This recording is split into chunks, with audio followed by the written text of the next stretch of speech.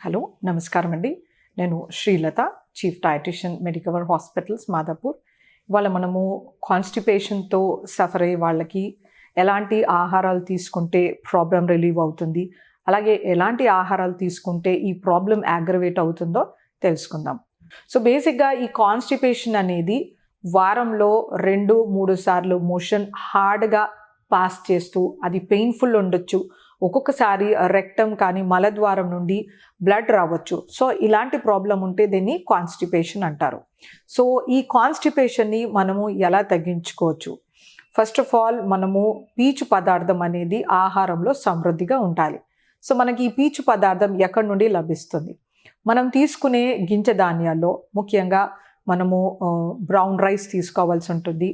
అలాగే జొన్నలు, కొర్రలు, అరికలు, సామలు, సజ్జలు, ఇలాంటి వాటిలో మనకి పీచు పదార్థం ఎక్కువగా ఉంటుంది. సో పీచు పదార్థం ఉన్నప్పుడు అది మన కోలంలో కానీ పెద్ద పేగులో వెళ్ళిపోయి వాటర్ని అబ్జార్బ్ చేసుకొని మన మోషన్ని సాఫ్ట్గా చేస్తుందన్నమాట. అలాగే మనకి తీసుకునే పప్పు దినుసులు ఉన్నాయి. వీటిలో కూడా మనకి సహజంగా ప్రోటీన్ అండ్ ఫైబర్ సమృద్ధిగా లభిస్తుంది. సో మనకి రాజ్మా, చోలే, శనగలు, బొబ్బర్లు, అలసందలు, పెసర్లు, ఇలాంటి వాటిలో కూడా మనకి మంచి ఫైబర్ లభిస్తుంది. సో ఇది కూడా మనకి whole grain serials and millets లాగే తోడ్పడుతుంది అనమాట. ఇంకా మనకి తీసుకునే కూరగాయలు మోస్ట్ ఇంపార్టెంట్. మనం తీసుకునే కూరగాయల్లో వాటిలో ఉండే గింజలు కానీ వాటిపైన ఉండే తొనల్లో కూడా మంచి ఫైబర్ లభిస్తుంది అనమాట. సో మనం పాతకాలంలో బీరకాయ పొట్టు పచ్చడి చేసుకునే వాళ్ళం, ఇప్పుడు కూడా కొంతమంది ఇళ్లలో చేస్తుంటారు. సో మనకి ఇది ఇన్సాల్యుబుల్ ఫైబర్ అనేది ఇందులో కనిపిస్తుంది అనమాట. సో ఇలాంటి చట్నీలు, పచ్చళ్ళు చేసుకోవడంలో మనకి మంచి ఫైబర్ అనేది లభిస్తుంది. అలాగే దోసకాయ కూడా తొక్కలతోటే వాటిని కట్ చేసి దోసకాయ చేస్తూ ఉంటారు. సో ఇలాంటప్పుడు మనకి ఇన్సాల్యుబుల్ ఫైబర్ అనేది ఈ పీల్స్లో, సీడ్స్లో వస్తుంది. అలాగే మనకి కొన్ని రీజన్స్లో ప్రాక్టీస్ ఏంటంటే దోస గింజలతో పొడి చేస్తూ ఉంటారు, అవిసె గింజలతో పొడి చేస్తూ ఉంటారు. సో ఇవి మనకి మంచి ఫైబర్ని ఇస్తుంటాయి. నువ్వులతో కూడా పొడి చేస్తూ ఉంటారు బ్రేక్ఫాస్ట్ ఐటమ్స్లోకి. సో ఇలాంటివి మన ఆహారంలో ఉంటే కనుక మంచి ఇన్సాల్యుబుల్ ఫైబర్ అనేది లభిస్తుంది.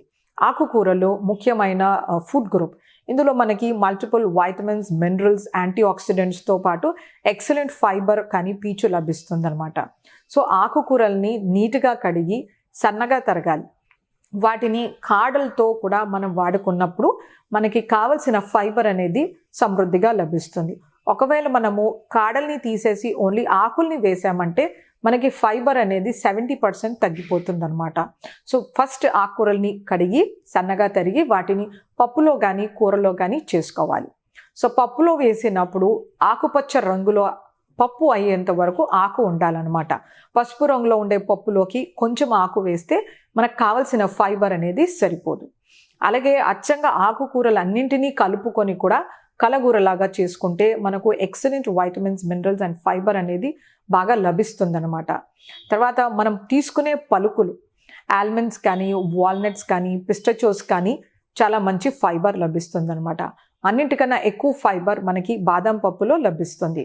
అలాగే ఇప్పుడు కొత్తగా మనకి కనిపించే సీడ్స్, చియా సీడ్స్ కానీ, ఫ్లాక్స్ సీడ్స్ కానీ, వీటిలో కూడా మంచి ఫైబర్ ఉంటుంది. చియా సీడ్స్లో excellent soluble and insoluble fibre లభిస్తుంది. అది వాటర్లో వేసినప్పుడు చాలా ఎక్కువ మాయిశ్చర్ని అబ్జార్బ్ చేసుకొని బాగా స్వెల్ అవుతుంది. ఆ సాల్యుబుల్ ఫైబర్ అనేది మన స్టూల్ సాఫ్ట్నర్గా, అంటే మోషన్ని సాఫ్ట్గా చేసి జెల్ లాగా ఈజీగా పాస్ చేయడానికి హెల్ప్ చేస్తుంది అనమాట. అలాగే ఫ్లాక్స్ సీడ్స్లో కూడా మంచి సాల్యుబుల్ అండ్ ఇన్సాల్యుబుల్ ఫైబర్స్ ఉంటాయి. అలాగే omega-3 ఫ్యాటీ యాసిడ్స్ కూడా ఈ 2 సీడ్స్లో సమృద్ధిగా లభిస్తాయి. సో మన డైట్లో ఈ ప్రతి ఒక్క ఫుడ్ గ్రూప్ అనేది ఉంటే కనుక మనకి కావాల్సిన అమౌంట్స్లో అప్పుడు మనకి మంచి ఫైబర్ అనేది లభిస్తుంది. మనం వైట్ రైస్లో పీచు అస్సలు ఉండదు. సో కొంతమేరకు కాన్స్టిపేషన్ వచ్చే ఛాన్సెస్ ఉంటుంది. కాకపోతే అది మన స్టేపుల్ ఫుడ్ అయిపోయింది కాబట్టి ఎక్కువ మోతాదులో కూరగాయ, ఎక్కువ మోతాదులో కూరగాయ పప్పు కానీ, ఆకుకూర పప్పు, సాంబారు, ఫ్రెష్ చట్నీ, ఏవైనా చట్నీస్ కానీ, ఆకుకూర పొడి కానీ ఇలాంటివి మనము తీసుకుంటూ పెరుగు బదులు రైతా చేసుకుంటే కనుక మనకి మంచి ఫైబర్ అనేది డైట్లో లభిస్తుందన్నమాట. ఇలా అడిక్వేట్ ఫైబర్ తీసుకుంటూ సో మనకి బేసిక్గా యావరేజ్ అడల్ట్ మెన్ కానీ విమెన్కి మనకి 25 grams నుంచి 30 grams వరకు ప్రతిరోజు ఫైబర్ అనేది మన ఆహారంలో ఉండాలి. పీడియాట్రిక్ గ్రూప్స్కి వాళ్ళ ఏజ్ ప్రకారంగా ఫార్ములా ఉంటుంది, అలా క్యాలిక్యులేట్ చేసి ఇస్తుంటాం అనమాట. సో ప్రెగ్నెన్సీలో కూడా మంచి whole fruits, salads, green లీఫీస్ vegetables ఇస్తే కాన్స్టిపేషన్ అనేది ఉండదన్నమాట. సో ఫ్రూట్స్ అనేది excellent source of fibre.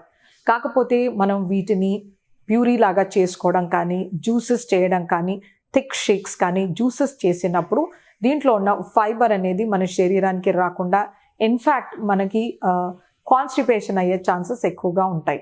So whole fruits పీల్తో సహా తీసుకోవడము, అలాగే వాటిని లోపల సీడ్స్తో సహా తీసుకుంటే ఎక్సలెంట్ మనకి రిజల్ట్స్ అనేవి కనపడుతుంటాయి అన్నమాట. సో మనం ప్రతిరోజు కనీసం 200 grams ఫ్రూట్స్, 1/2 కిలో కూరగాయలు, అలాగే 100 grams ఆకుకూరలు, 100 grams పప్పు దినుసులు ఉండేలాగా చూసుకోవాలి. ఒక 20 నుంచి 30 grams పలుకులు, నూనె గింజలు మన ఆహారంలో ఉంటే కాన్స్టిపేషన్ అనేది మన దరిదాపులో ఉండదు. ఇంకొక ముఖ్యమైన విషయం ఏంటంటే ఫ్లూయిడ్స్. లిక్విడ్స్ మన ఆహారంలో అడిక్వేట్గా ఉండాలి. అంటే ప్రతిరోజు 2-2.5 లీటర్ల నీళ్లు తీసుకునేలాగా చూసుకోవాలి. అది గ్రీన్ టీ, లెమన్ టీ ఉండొచ్చు, milk, coffee, butter milk, soups ఇలాంటివి ఏవైనా పర్వాలేదు. లిక్విడ్స్ అనేది మన ఆహారంలో ఉండాలి, ఫ్రూట్ జ్యూసెస్ కాదు. అలాగే మంచి ఎక్సర్సైజ్ చేయడం వలన కాన్స్టిపేషన్ నుంచి రిలీవ్ అవ్వచ్చు. కొన్ని రకాల ఫుడ్స్ తీసుకుంటే మనకి కాన్స్టిపేషన్ ఖచ్చితంగా వచ్చే ఛాన్సెస్ ఉంటాయి. మైదా ప్రిపరేషన్స్ అంటే ముఖ్యంగా బేకరీలో దొరికే biscuits, cakes, bun, pizza, burger ఇలాంటివి, అలాగే ఫాస్ట్ ఫుడ్స్, నూడిల్స్ కానీ, మంచూరియన్ కానీ ఇలాంటి వాటిలో ఎక్కువ మైదా పిండి, కార్న్ఫ్లవర్ వేస్తారు. సో ఈ ప్రోడక్ట్స్లో పీచు లేకపోయేసరికి మోషన్ హార్డ్గా అయిపోయి, కొలాన్లో రీటైన్ అయిపోయి, అది బయటికి రాకుండాను హార్డ్ స్టూల్స్ ఫామ్ అయిపోయి తర్వాత రకరకాల జబ్బులు వచ్చే ఛాన్సెస్ ఉంటాయి. వీటితో bloating, gas formation, distension, hemorrhoids లాంటి ప్రాబ్లమ్స్ వస్తాయి. సో అందుచేతనే హెల్దీ బ్యాలెన్స్ డైట్ వాడుకుంటూ, యాడిక్వేట్ హైడ్రేషన్ చేస్తూ, ఎక్సర్సైజ్ అనేది మన డైలీ యాక్టివిటీస్లో ఉంటే కనుక కాన్స్టిపేషన్ నుండి దూరంగా ఉండొచ్చు.